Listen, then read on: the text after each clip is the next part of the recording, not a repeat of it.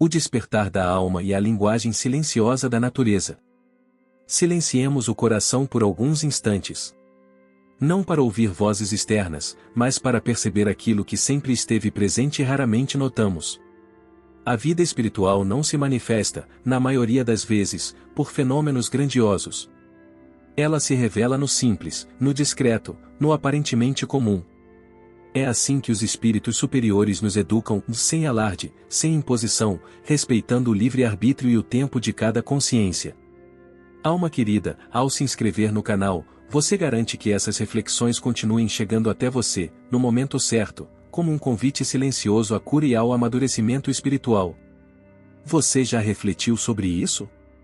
Sobre como, em certos períodos da vida, acontecimentos sutis parecem se repetir com uma precisão quase pedagógica. Não falo de coincidências fortuitas, mas de repetições significativas, aquelas que tocam o sentimento, provocam reflexão e permanecem na memória como um convite silencioso à mudança interior. A doutrina espírita nos ensina que o espírito é imortal, criado simples e ignorante, destinado ao progresso incessante. Esse progresso não ocorre apenas através da dor, como muitos imaginam, mas sobretudo pela tomada de consciência. E quando essa consciência começa a despertar, algo se transforma na maneira como nos relacionamos com o mundo, inclusive com a natureza que nos cerca. Allan Kardec já esclarecia que a natureza não é separada do plano espiritual. Tudo nela obedece a leis sábias, harmoniosas e interligadas. Os espíritos superiores utilizam os recursos naturais como instrumentos educativos, nunca como espetáculos místicos. Eles não buscam impressionar, buscam esclarecer. É nesse ponto que muitos se confundem. Quando um animal surge repetidamente em momentos emocionalmente marcantes, alguns atribuem isso ao acaso, outros ao medo, e outros ainda ao exagero da imaginação. O Espiritismo, porém, convida ao equilíbrio, e nem superstição, nem negação absoluta. Observação, razão e sentimento caminham juntos. Quando o espírito inicia um processo de despertar, seja pela dor, pela reflexão ou pelo amadurecimento moral, sua vibração se altera.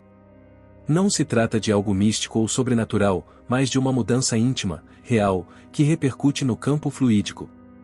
E os animais, por possuírem uma sensibilidade natural mais aguçada aos campos vibratórios, percebem essas alterações com muito mais clareza do que nós.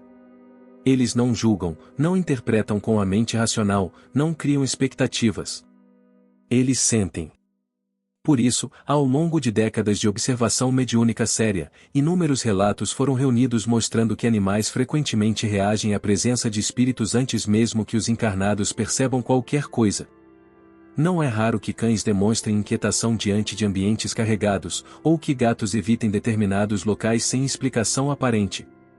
Esses fatos, quando analisados com serenidade, apontam para uma sensibilidade natural, não para algo fantástico. Mas há algo ainda mais profundo. Quando o espírito encarnado começa a despertar para a sua realidade imortal, ele passa a atrair experiências educativas específicas. Nada é imposto. Tudo é conduzido com respeito. E, nesse contexto, certos encontros com a natureza funcionam como marcos simbólicos, não porque o animal o traga uma mensagem verbal, mas porque sua presença provoca um estado interior propício à reflexão. O erro está em buscar sinais fora, quando o verdadeiro convite está dentro. Antes de falarmos de qualquer animal específico, é essencial compreender isso: o despertar espiritual não começa com fenômenos, começa com sensibilidade moral. Ele se manifesta quando passamos a questionar nossas atitudes, quando sentimos incômodo com antigas condutas, quando a dor do outro passa a nos importar mais, quando o ego perde força e a responsabilidade cresce. Se você está vivendo esse processo, é natural que perceba o mundo de forma diferente. Sons parecem mais nítidos, silêncios mais profundos, emoções mais intensas. E a natureza, que sempre esteve ali, passa a falar de outra forma, não com palavras, mas com significado. Ignorar essas experiências não é um erro moral, mas pode ser uma perda educativa. Os espíritos superiores não se ofendem com nossa distração ou apenas aguardam. Porém, quando percebemos e refletimos, aceleramos nosso próprio progresso. Muitos relatos ligados à vivência espírita mostram que, em momentos de luto, Por exemplo, a presença inesperada de um animal pode trazer consolo íntimo, não porque aquele ser represente literalmente o ente querido, mas porque desperta sentimentos de continuidade, vida e esperança. A paz que surge nesses momentos não vem do animal em si, mas da sintonia espiritual que se estabelece no coração. É importante dizer isso com clareza. O Espiritismo não ensina que espíritos se materializam como animais. Isso seria uma interpretação equivocada. O que se ensina é que os espíritos podem inspirar, amparar e conduzir experiências educativas, utilizando os recursos naturais de forma inteligente e amorosa. A natureza é um livro aberto. Mas, como todo livro, só compreende quem aprende a ler. Quando o espírito desperta, ele começa a ler a vida com outros olhos. E alguns símbolos naturais tornam-se mais frequentes porque são didáticos, universais, acessíveis a todos. Não exigem mediunidade ostensiva, nem conhecimento profundo, apenas atenção e humildade. Por isso, antes de falarmos dos sinais específicos que muitos identificam nesse processo, é necessário um convite sincero: observe sem ansiedade. Não espere acontecimentos extraordinários. Não busque confirmação externa para tudo. O despertar verdadeiro não provoca excitação e ele traz serenidade. Você não está o especial. Está apenas mais consciente. E consciência gera responsabilidade. Os espíritos benfeitores trabalham, sobretudo, no campo do pensamento e do sentimento.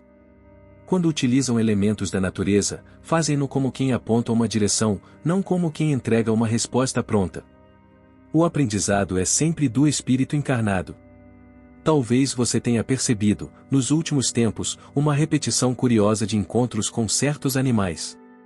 Talvez tenha sentido algo diferente, difícil de explicar, mas profundamente real. Não descarte, mas também não se apresse em conclusões. Pergunte a si mesmo: o que isso desperta em mim? Paz? Reflexão? Mudança de atitude? É aí que reside o verdadeiro sentido. No próximo bloco, começaremos a abordar o primeiro desses símbolos naturais, amplamente observado em momentos de transformação íntima, ligado à ideia de renovação, continuidade da vida e esperança serena, sempre à luz da razão espírita e do bom senso kardecista. Não como promessa de mistério, mas como educação da alma. Se você chegou até aqui, permaneça. Não por curiosidade, mas por disposição sincera de compreender. O despertar espiritual não acontece de fora para dentro. Ele começa no silêncio do coração e se revela, pouco a pouco, na maneira como passamos a viver. Que os bons espíritos nos inspirem. O primeiro sinal é a transformação interior e o simbolismo da borboleta. Quando estudamos a evolução do espírito à luz da doutrina espírita, compreendemos que nada em nossa jornada acontece de forma abrupta. O progresso é gradual, pedagógico e profundamente respeitoso. O plano espiritual não força transformações, ele convida. E esse convite, muitas vezes, se manifesta através de símbolos simples, universais e silenciosos. Entre esses símbolos, um dos mais recorrentes em momentos de despertar íntimo é a borboleta. Não falamos aqui de misticismo ou de crença popular sem base racional, falamos de observação, de recorrência significativa e de coerência simbólica com os princípios espíritas. A borboleta não traz mensagens escritas, não é um espírito materializado, nem representa, literalmente, alguém que partiu. Seu valor está no que ela desperta dentro de nós quando surge em momentos emocionalmente relevantes. No Espiritismo, aprendemos que o espírito passa por estágios sucessivos de aprendizado. Cada existência corporal é uma etapa, nunca o fim. Assim como o corpo físico nasce, cresce, envelhece e se transforma, o espírito também atravessa fases de amadurecimento moral e intelectual. A borboleta, em sua própria natureza, é um símbolo perfeito dessa lei. Ela não nasce pronta para voar. Antes, passa por estágios invisíveis aos olhos apressados: ovo, larva, casulo. Durante o casulo, aparentemente nada acontece. Há silêncio, imobilidade, espera. Mas, internamente, ocorre uma transformação profunda. Quando finalmente rompe o invólucro, a borboleta não retorna ao estágio anterior. Ela segue adiante, em outra condição. Esse processo guarda uma analogia muito clara com o despertar espiritual. Há períodos da vida em que nos sentimos encapsulados. Questionamentos surgem, antigas certezas deixam de fazer sentido, relações mudam, interesses se transformam. Muitas pessoas interpretam essa fase como confusão ou crise. A luz espírita, porém, trata-se frequentemente de um processo de maturação do espírito. Nesses momentos, encontros repetidos com borboletas, especialmente em situações pouco comuns, como ambientes fechados, períodos frios ou momentos de intensa reflexão, costumam ser relatados como experiências que trazem consolo, serenidade e uma sensação íntima de continuidade da vida. Por quê? Porque o símbolo atua sobre o sentimento, não sobre a crença racional imediata. Chico Xavier, ao longo de sua vida, sempre destacou que Deus utiliza meios simples para consolar corações aflitos. Ele nunca estimulou interpretações fantásticas, mas reconhecia que pequenos acontecimentos, quando tocam profundamente a alma, podem ser recursos de amparo espiritual. Não pela forma exterior, mas pelo efeito moral que produzem. Muitas pessoas, em momentos de luto, relatam que a presença inesperada de uma borboleta as ajudou a respirar com mais calma, a conter o desespero, a lembrar que a vida continua. Isso não ocorre porque o espírito desencarnado se transforma naquele animal, seu espiritismo é claro ao negar isso, mas porque o pensamento, naquele instante, é amparado, inspirado e suavizado. O consolo vem do alto, não do fenômeno. Quando o espírito desperta para a sua imortalidade, ele passa a compreender que a morte não é ruptura, mas transição.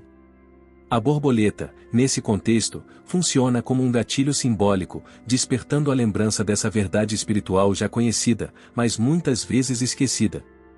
É importante observar um ponto essencial.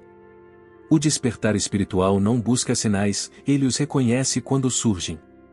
Aquele que passa a esperar obsessivamente por manifestações externas acaba desviando o foco do verdadeiro trabalho, que é interior. O símbolo só tem valor quando desperta algo nobre e mais paciência, mais esperança, mais responsabilidade moral. Se provoca ansiedade, medo ou vaidade espiritual, já perdeu sua função educativa.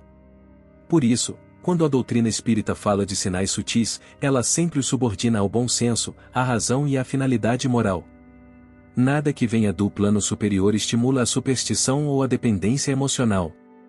Voltando à borboleta, sua presença recorrente costuma coincidir com fases em que a pessoa começa a rever sua postura diante da vida. A maior sensibilidade às dores alheias, desejo de reparação de erros passados, necessidade de mudança interior. É como se algo dentro dissesse, e não dá mais para viver como antes. Esse é o verdadeiro sinal. O espírito começa a sair do casulo do egoísmo, da indiferença, da automatização da existência. E esse processo nem sempre é confortável. Assim como a borboleta precisa romper a antiga forma, o espírito precisa abandonar hábitos, pensamentos e atitudes que já não servem ao seu crescimento. Não é raro que, nesse período, a pessoa se sinta mais sensível emocionalmente. Lágrimas surgem com facilidade, memórias retornam, questões mal resolvidas pedem atenção. Tudo isso faz parte da reorganização íntima. A natureza, então, aparece como uma aliada silenciosa. Não para explicar, mas para acolher.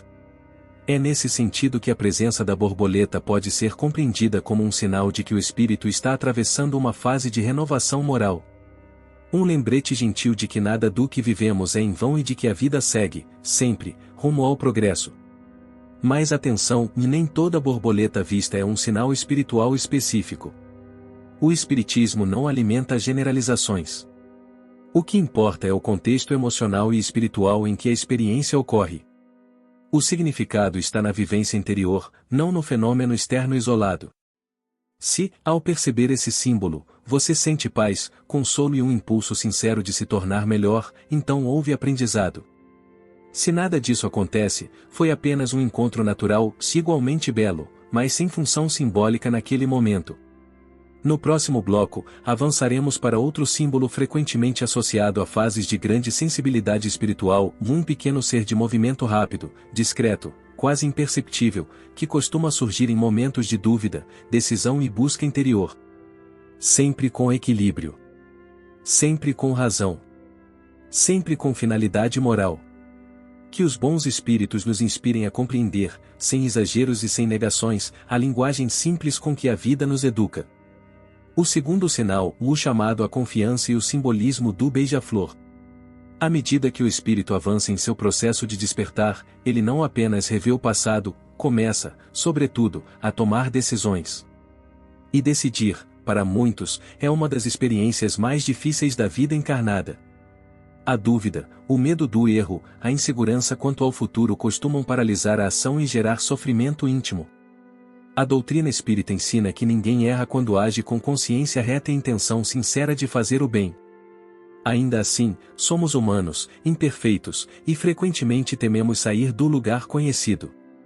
É exatamente nesses momentos de indecisão que muitos relatam encontros significativos com um pequeno mensageiro da natureza, o beija-flor. Novamente, é preciso reafirmar o princípio fundamental, e não a magia, nem intervenção espetacular. O valor está no efeito moral produzido no íntimo da criatura. O beija-flor não surge para o decidir por nós, mas para acalmar a mente, harmonizar o sentimento e favorecer a escuta interior. O beija-flor possui características que o tornam um símbolo particularmente coerente com esse estágio do despertar espiritual. Ele se move com rapidez, mas sabe parar. Sustenta-se no ar, aparentemente imóvel, enquanto tudo ao redor continua em movimento. Alimenta-se do néctar, o que há de mais sutil na flor, se segue adiante sem destruir, sem se fixar, sem carregar peso. Essa imagem, por si só, já é uma lição espiritual. Quantas vezes, em meio às inquietações da vida, perdemos a capacidade de parar? Quantas decisões são tomadas no impulso do medo ou da pressa? O despertar do espírito exige exatamente o contrário, de equilíbrio entre ação e reflexão. Relatos associados à vivência espírita séria mostram que encontros marcantes com beija-flores costumam ocorrer em momentos de oração silenciosa, de questionamento profundo ou de busca por orientação íntima. A pessoa não pede um sinal, mas se encontra aberta, receptiva, em estado de humildade emocional. E então, o pequeno visitante surge, às vezes muito próximo, às vezes sustentando o olhar por instantes que parecem longos demais para serem ignorados. O que acontece, então? O coração desacelera. A mente se aquieta. Uma paz inesperada se instala. Esse é o verdadeiro efeito do amparo espiritual. O Espiritismo nos ensina que os espíritos superiores não determinam nossas escolhas. Eles inspiram pensamentos elevados, fortalecem sentimentos nobres e auxiliam na harmonização do campo mental. Quando a mente se aquieta, a intuição, que é uma forma natural e saudável de percepção espiritual, consegue se manifestar com mais clareza. O beija-flor, nesse contexto, atua como um facilitador simbólico desse estado interior. Muitas pessoas relatam que, após esses encontros, conseguem tomar decisões que estavam adiando há meses ou anos. Não porque o animal ordenou algo, mas porque o momento trouxe clareza emocional suficiente para ouvir a própria consciência. É importante frisar, a intuição verdadeira nunca grita. Ela não impõe, não ameaça, não causa medo. Ela se manifesta como uma certeza serena, acompanhada de responsabilidade. Quando surge com ansiedade ou sensação de urgência desequilibrada, provavelmente não vem do campo superior. Por isso, o símbolo do beija-flor é tão educativo. Ele ensina, sem palavras, que é possível agir com leveza, decidir sem violência interior, seguir adiante sem agressividade consigo mesmo. Há outro aspecto importante: o beija-flor não permanece muito tempo. Ele chega, cumpre sua função e parte. Isso também é um ensinamento. O amparo espiritual não cria dependência. Ele fortalece para que sigamos com autonomia moral. Quando o espírito desperta, ele aprende a confiar mais, não em sinais externos, mas na lei divina que rege a própria consciência. Aprende que errar faz parte do processo e que nenhuma decisão sincera voltada ao bem é perdida. O problema surge quando buscamos sinais como substitutos da responsabilidade. Isso não é despertar, é fuga. O verdadeiro despertar espiritual amadurece o indivíduo, tornando-o mais consciente de seus deveres, não mais dependente de confirmações externas. Por isso, Se um encontro com um beija-flor despertou em você tranquilidade, coragem serena ou disposição para agir com mais amor, houve aprendizado. Se gerou ansiedade, expectativa excessiva ou apego à repetição do fenômeno, é sinal de que o foco precisa ser ajustado. Os espíritos benfeitores sempre respeitam o ritmo do encarnado. Eles inspiram, mas aguardam. Auxiliam, mas não substituem o esforço pessoal. O beija-flor, com sua delicadeza e precisão, representa exatamente esse tipo de auxílio, rápido, discreto e eficaz. À medida que o espírito amadurece, os símbolos se tornam menos necessários.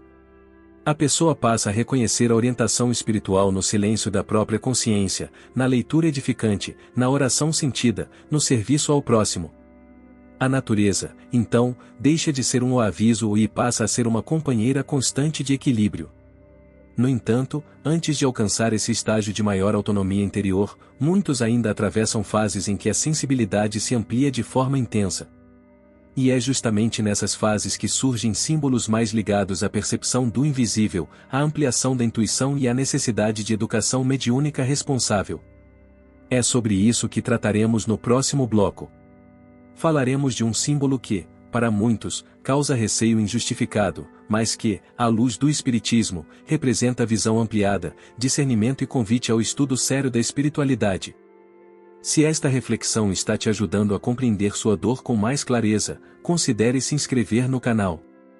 Cada novo encontro aqui é pensado como um espaço de acolhimento, aprendizado e consolo espiritual para quem precisa seguir adiante com mais luz. O terceiro sinal vai à ampliação da percepção e o simbolismo da coruja. À medida que o espírito desperta e amadurece, não apenas suas emoções se refinam, mas também sua percepção da realidade se amplia. Esse processo, quando não compreendido, pode causar estranhamento, receio e até resistência. A doutrina espírita, porém, nos oferece um roteiro seguro de esclarecimento, estudo e disciplina moral. Entre os símbolos naturais mais frequentemente associados a essa fase de ampliação perceptiva está a coruja. Infelizmente, cercada por superstições e interpretações equivocadas, ela acabou sendo injustamente vinculada ao medo e ao mau presságio. O Espiritismo, fiel à razão e à observação, propõe uma leitura muito diferente. A coruja é um animal de hábitos noturnos, dotado de visão aguçada em ambientes de pouca luz. Enquanto a maioria recua diante da escuridão, ela se orienta com precisão. Esse dado natural, quando observado com serenidade, oferece um símbolo claro para determinadas etapas da vida espiritual. No campo do despertar íntimo, a noite representa aquilo que ainda não compreendemos plenamente, emoções confusas, lembranças profundas, intuições sutis, percepções que não passam pelos sentidos comuns. Quando o espírito começa a acessar esses conteúdos, é natural que surja desconforto. Afinal, estamos habituados a confiar apenas no que vemos com os olhos físicos. A coruja, simbolicamente, aponta para a capacidade de ver além das aparências, sem perder o equilíbrio. A doutrina espírita ensina que todos somos médiuns em algum grau, pois todos somos sensíveis às influências espirituais. Contudo, mediunidade não é espetáculo, nem privilégio. É uma faculdade natural, que precisa ser educada. Quando essa sensibilidade começa a se manifestar de forma mais intensa, o indivíduo pode perceber pensamentos que não parecem seus, intuições repentinas, sonhos vívidos, impressões profundas sobre pessoas e ambientes. Sem orientação, essas experiências podem gerar medo. Com o esclarecimento, tornam-se instrumentos de crescimento e serviço. Relatos associados à vivência espírita mostram que, em fases de maior sensibilidade espiritual, algumas pessoas passam a notar a presença recorrente de corujas, especialmente em contextos pouco habituais. Não como fenômeno extraordinário, mas como encontros que provocam reflexão, silêncio e introspecção. O ponto essencial é este, e não é a coruja que o traz a percepção, é o espírito que já está mais sensível. O símbolo apenas coincide com esse estado interior e o reforça pedagogicamente. O erro comum é interpretar esse momento como algo negativo ou perigoso. O Espiritismo esclarece que nenhuma faculdade concedida por Deus é má em si. O que define seu valor é o uso que fazemos dela. Sensibilidade espiritual sem educação moral pode levar ao desequilíbrio, com estudo e caridade, torna-se fonte de amparo. Por isso, quando falamos do simbolismo da coruja, falamos de um convite à responsabilidade. Não há o medo. Não há vaidade. Não há crença em dons especiais. Convite ao estudo. Allan Kardec foi claro ao afirmar que o desenvolvimento das faculdades mediúnicas deve ser acompanhado de conhecimento doutrinário e elevação moral. Sem isso, o indivíduo fica vulnerável a ilusões, mistificações e perturbações emocionais. A coruja, enquanto símbolo, ensina exatamente isso: ver no escuro exige preparo. Não basta enxergar, é preciso compreender. Não basta perceber, é preciso discernir. Muitas pessoas, ao atravessarem esse estágio, sentem-se diferentes.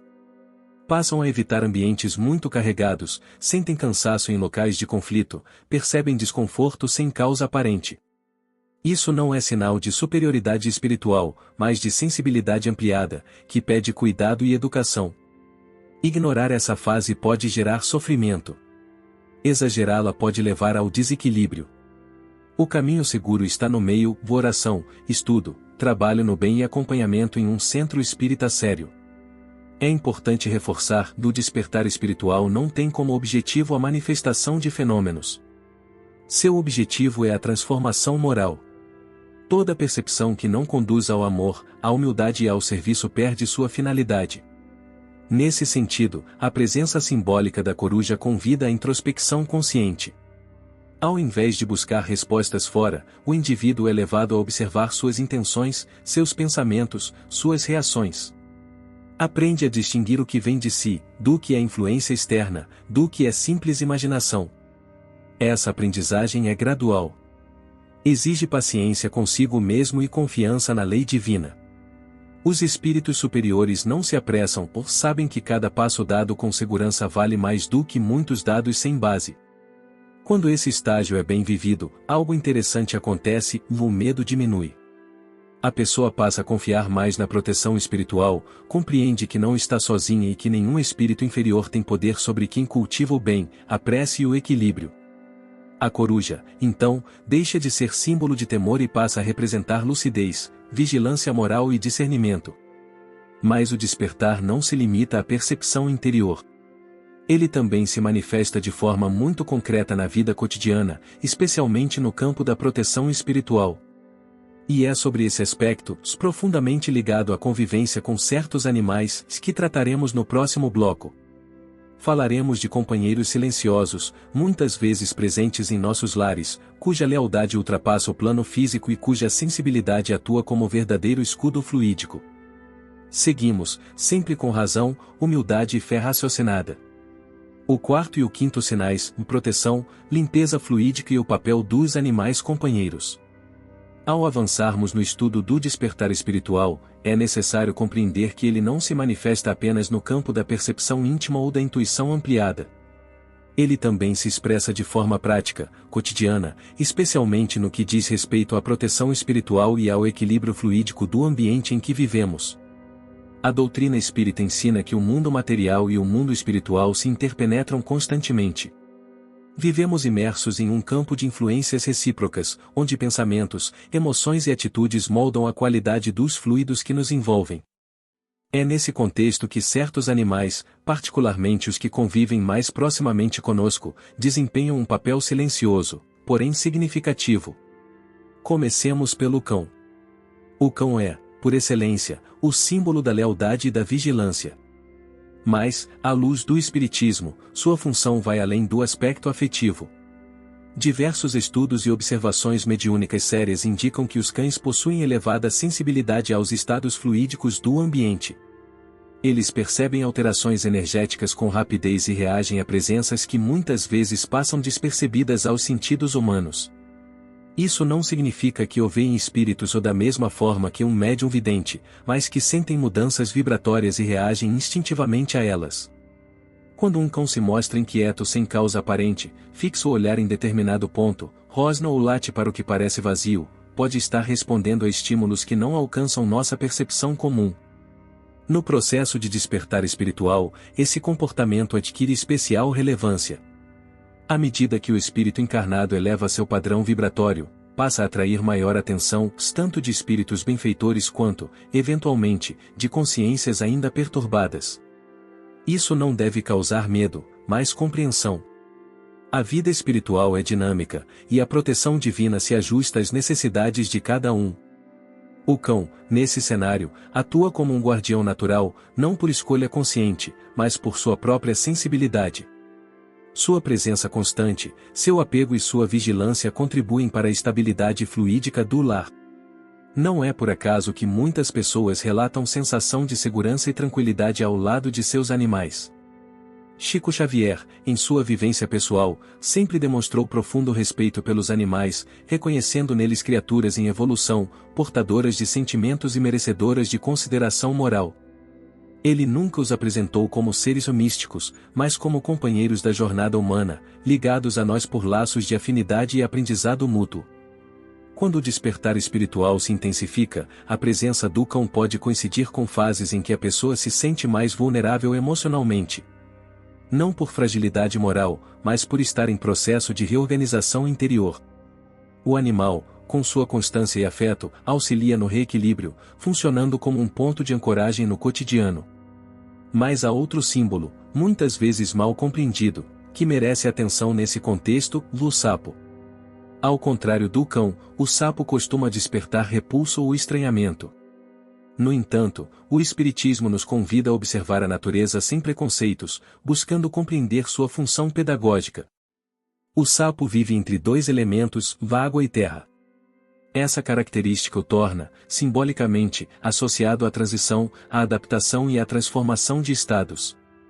No campo espiritual, o sapo pode ser compreendido como um símbolo de limpeza fluídica e transmutação emocional. Sua presença recorrente costuma coincidir com períodos em que o indivíduo está lidando com conteúdos emocionais densos, mágoas antigas, culpas, ressentimentos, dores não elaboradas. Esses conteúdos, quando não trabalhados conscientemente, geram acúmulos fluídicos que afetam o equilíbrio psíquico.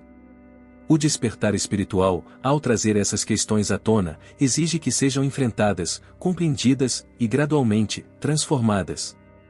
O sapo, nesse sentido, não retira energias negativas de forma mágica. Ele atua como símbolo de um processo que já está em curso, da necessidade de limpar, reorganizar e seguir adiante. Sua presença desperta desconforto exatamente porque aponta para algo que precisa ser resolvido internamente. Quando o indivíduo aceita esse convite, buscando diálogo, perdão, terapia, oração ou serviço no bem, o processo de limpeza se completa. E, muitas vezes, o símbolo deixa de se repetir, não por intervenção externa, mas porque sua função pedagógica foi cumprida. É fundamental compreender que o Espiritismo não atribui funções espirituais conscientes aos animais no sentido humano. Eles não escolhem missões, nem compreendem o alcance simbólico de suas ações. Ainda assim, participam do equilíbrio geral da criação, cada um à sua maneira, obedecendo às leis naturais estabelecidas por Deus. No despertar espiritual, aprendemos a respeitar esses mecanismos sem superstição. Observamos, refletimos e seguimos trabalhando em nossa melhoria moral. A presença do cão nos lembra da proteção constante, da lealdade e da vigilância silenciosa do bem. A presença simbólica do sapo nos convida à limpeza interior, à coragem de enfrentar emoções difíceis e à disposição para mudar. Ambos os símbolos apontam para um mesmo princípio: o progresso do espírito exige responsabilidade. Não basta perceber, é preciso agir.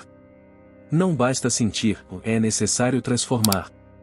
No próximo e último bloco, avançaremos para símbolos ainda mais ligados a encerramentos de ciclos, rompimento de padrões antigos e chamados mais profundos à renovação moral, sempre com o cuidado de manter a análise dentro dos limites da razão espírita e do bom senso kardecista. Discernimento, responsabilidade e o perigo dos excessos na interpretação dos sinais. Antes de avançarmos para o encerramento desta reflexão, é indispensável fazermos uma pausa consciente. Não para buscar novos sinais, mas para compreender corretamente tudo aquilo que foi exposto até aqui. A doutrina espírita, desde suas bases em Allan Kardec, sempre alertou para um risco muito específico no caminho do despertar espiritual: o risco do excesso de interpretação. O despertar legítimo nunca afasta o espírito da razão. Pelo contrário, quanto mais desperto ele se torna, mais responsável, equilibrado e lúcido passa a ser. A espiritualidade superior não se comunica para gerar confusão, dependência emocional ou fascinação por fenômenos. Seu objetivo é educar a consciência. Por isso, todo símbolo precisa ser compreendido dentro de limites muito claros. Os animais, a natureza, os acontecimentos cotidianos não são mensagens cifradas constantes esperando decodificação obsessiva.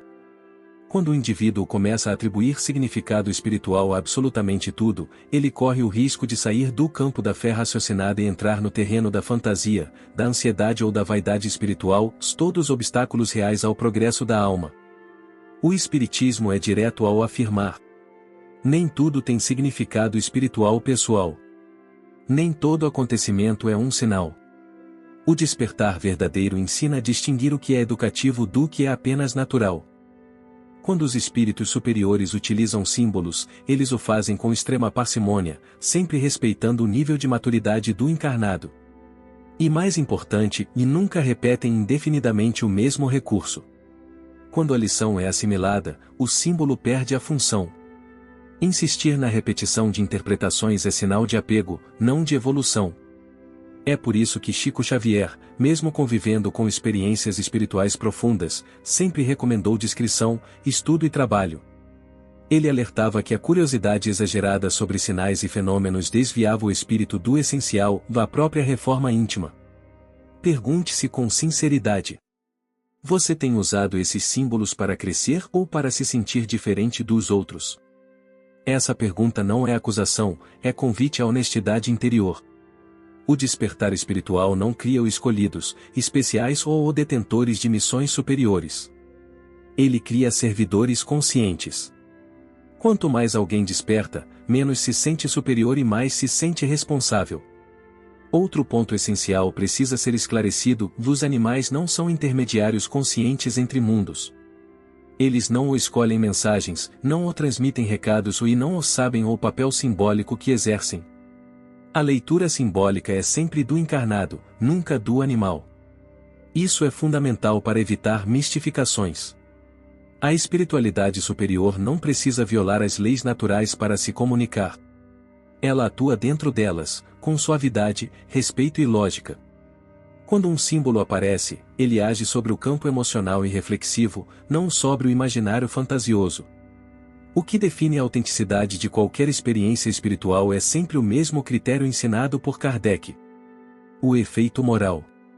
Se após uma experiência simbólica você sente mais humildade, busca mais estudo, pratica mais caridade, melhora suas atitudes, então houve aprendizado espiritual. Mas se você sente ansiedade por novos sinais, acredita ter uma missão especial, passa a se considerar diferente ou acima dos outros, perde o senso crítico, é sinal de alerta.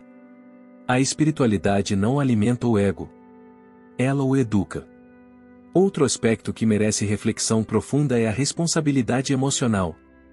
Pessoas em momentos de dor intensa, luto, depressão ou fragilidade psíquica podem se apegar excessivamente a símbolos como forma de alívio. Embora compreensível, isso exige cuidado. O espiritismo nunca substitui tratamento psicológico, apoio emocional ou ajuda profissional. Pelo contrário, ele incentiva o cuidado integral do ser. Interpretar sinais sem equilíbrio pode agravar estados emocionais delicados, criando dependência ou fuga da realidade. O despertar espiritual não afasta da vida prática. Ele aproxima. Aquele que desperta passa a cuidar melhor do corpo, das relações, do trabalho e da saúde mental, porque compreende que tudo isso faz parte da evolução do espírito. Por isso, o papel dos símbolos apresentados até aqui deve ser compreendido como pontes temporárias, nunca como fundamentos permanentes. Eles auxiliam no início do processo, mas não substituem o caminho principal do autoconhecimento, disciplina moral e serviço ao bem. Há um silêncio sagrado no amadurecimento espiritual que precisa ser respeitado. Chega um momento em que o espírito não precisa mais de sinais externos.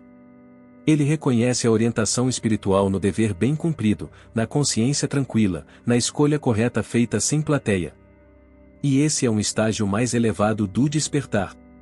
Quando a pessoa deixa de perguntar o que isso significa, e passa a perguntar o que devo fazer agora, ela deu um salto real de consciência.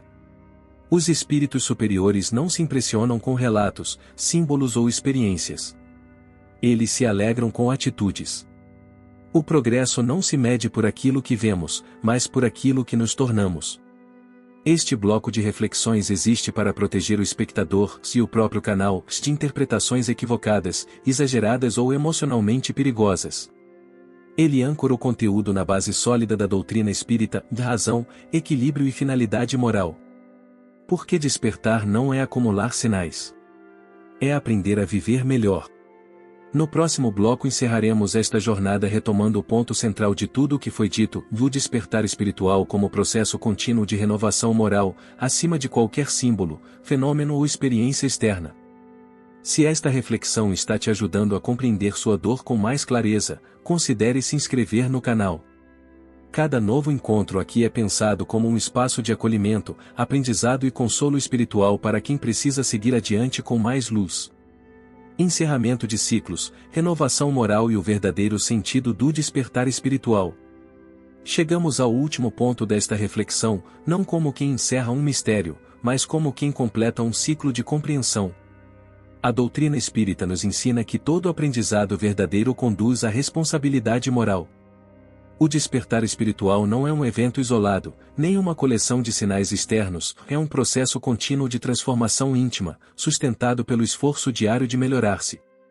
À medida que o espírito amadurece, alguns símbolos da natureza passam a se relacionar com momentos de encerramento de ciclos. Não ciclos externos apenas, como mudanças de trabalho ou de relacionamentos, mas ciclos internos, padrões mentais, hábitos morais, crenças limitantes que já não servem ao progresso. Nesse contexto, surge o simbolismo da serpente. A serpente, em muitas tradições antigas, foi associada ao medo. No entanto, sob uma análise simbólica e racional, ela representa algo profundamente coerente com a lei do progresso espiritual, da renovação. A serpente troca de pele porque cresce. Se não o fizesse, morreria aprisionada na forma antiga. Esse dado natural oferece uma lição clara para o espírito encarnado. Quando determinadas experiências se repetem em nossa vida, quando os mesmos conflitos retornam com rostos diferentes, quando os mesmos sofrimentos insistem em se manifestar, o Espiritismo nos convida a perguntar o que ainda não foi aprendido. O despertar espiritual, nesse estágio, exige coragem. Não para combater o mundo, mas para abandonar versões antigas de si mesmo. Isso inclui vícios emocionais, orgulho disfarçado, resistência ao perdão, apego ao controle e medo da mudança. A serpente, enquanto símbolo, não anuncia punição, mas necessidade de crescimento. É importante frisar: o Espiritismo não vê sinais como imposições do destino. Tudo permanece subordinado ao livre-arbítrio. O símbolo apenas coincide com um momento em que o espírito já está preparado para compreender que não pode mais permanecer onde está, moralmente falando. Outro companheiro silencioso frequentemente presente nos lares, especialmente em fases de sensibilidade espiritual ampliada, é o gato. Animal independente, observador e extremamente sensível aos ambientes, o gato reage com precisão às variações fluídicas do espaço. Não por compreensão intelectual, mas por percepção instintiva. Relatos associados à vivência espírita mostram que gatos tendem a evitar locais carregados ou a permanecer próximos de pessoas emocionalmente fragilizadas, funcionando como estabilizadores naturais do ambiente. Sua presença não o afasta espíritos ou no sentido místico, mas contribui para o equilíbrio fluídico por afinidade vibratória. No despertar espiritual, o comportamento do gato pode funcionar como um termômetro ambiental. Mudanças repentinas de atitude, inquietação ou busca constante de proximidade podem indicar necessidade de maior cuidado com pensamentos, emoções e práticas espirituais do lar. Mais uma vez, o símbolo não substitui o esforço pessoal. Ele apenas reforça a necessidade de vigilância interior, oração sincera e disciplina mental. Por fim, há símbolos raros, não porque indiquem superioridade espiritual, mas porque se relacionam a momentos decisivos da trajetória do espírito. A libélula, por exemplo, surge frequentemente associada à brevidade do tempo e à urgência do discernimento. Sua vida curta na forma adulta nos lembra que algumas decisões não podem ser adiadas indefinidamente. Quando o espírito se encontra diante de escolhas que impactam profundamente seu caminho moral, a vida costuma oferecer lembretes sutis de que o tempo é precioso. Não como ameaça, mas como convite à consciência. Já símbolos extremamente raros, como figuras que surgem em sonhos recorrentes ou experiências íntimas profundas, devem sempre ser analisados com extremo cuidado. O Espiritismo é claro ao afirmar que o critério para avaliar qualquer experiência espiritual é seu efeito moral. Se conduz à humildade, ao serviço e ao amor, está no caminho certo. Se gera vaidade, medo ou sensação de missão especial, exige revisão imediata. Chico Xavier sempre alertou para esse ponto. Ele próprio, apesar de experiências extraordinárias, jamais se considerou especial. Via-se como servidor. Esse é o verdadeiro sinal de maturidade espiritual. O despertar autêntico não nos separa dos outros, o aproxima. Não nos eleva acima, o responsabiliza. Não nos excita, o pacifica. Por isso, ao observar os símbolos da natureza, o espírita consciente não busca interpretações fixas ou universais. Busca autoconhecimento. Pergunta a si mesmo: o que isso desperta em mim? Que mudança sou chamado a fazer? Se o encontro com um animal, uma imagem ou uma experiência desperta desejo sincero de ser melhor, de servir mais, de compreender com mais amor, então cumpriu sua função educativa. Caso contrário, é apenas um fato da vida, belo em si mesmo, mas sem significado espiritual específico naquele momento. O Espiritismo nos convida a uma fé raciocinada, onde sentimento e razão caminham juntos. A natureza não fala para impressionar, ela educa para despertar consciências. Os espíritos superiores não gritam, e eles aguardam que estejamos prontos para ouvir. Se você percorreu esta reflexão até aqui, não se pergunte quais sinais já viu. Pergunte-se quem você está se tornando. O verdadeiro despertar não se mede por experiências, mas por atitudes. Que possamos sair daqui mais conscientes, mais humildes e mais comprometidos com o bem. Que aprendamos a ler a vida com olhos atentos, mas pés firmes no chão do dever diário.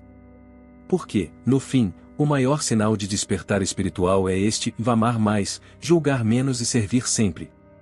Este canal existe para levar esclarecimento e consolo a quem atravessa dores silenciosas. Se sentir que este conteúdo fala com você, fique conosco nos próximos encontros. Que a